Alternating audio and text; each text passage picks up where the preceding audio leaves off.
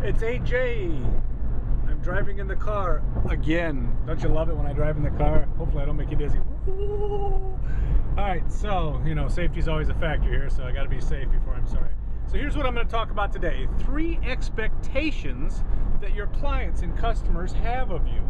So, everybody always wants to know what these are. There's really only 3 expectations people have of you. Well, I shouldn't say 3 categories of expectations. So you can either meet expectations, which isn't anything special. That's just what people expect, that you meet expectations. You sold me a sandwich, I expect it to be edible, good, fresh, etc. That's meeting expectations. You can be below expectations, which that's no good. If you're below expectations, what kind of things do you think they're going to tell their friends?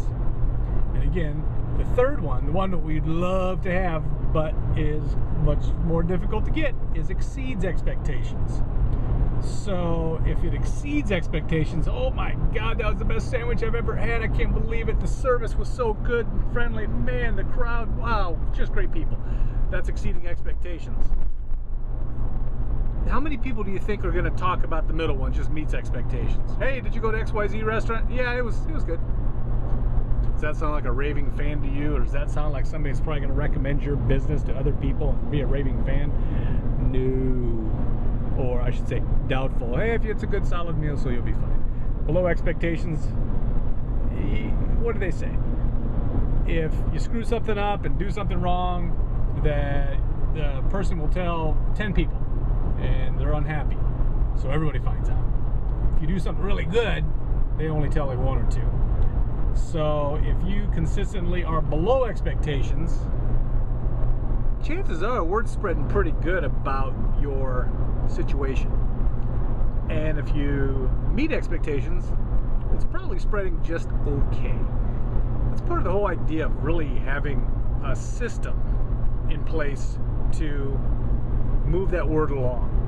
So you could say meeting expectations, or the best one, exceeding expectations, almost falls into that whole referral category, the referral system, what we refer to as one of the lead generation trios, your referral systems. It's one of the ways you'll get word out there and get new people to come see you. So I want you to think about those. Where are you really at? And I really don't care about your opinion on where you think you're at, but what I do care about is your clients' opinions on where you're at. So, what do? Go interview them.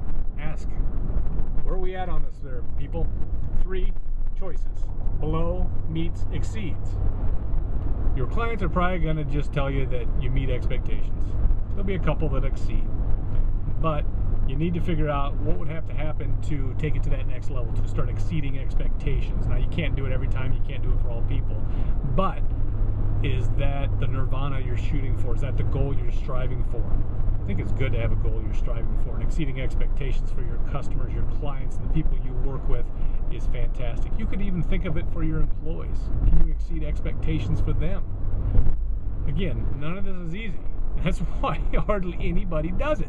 But I figure if you're watching this, you're probably a little bit different. So I'm putting the challenge out there to you. What can you do to put that into the systematic marketing process that you're working with? So, go forth, conquer, and learn to start exceeding expectations. I appreciate you taking the time to see this. Again, AJ Perisho, Duct Tape Marketing Authorized Consultant, out.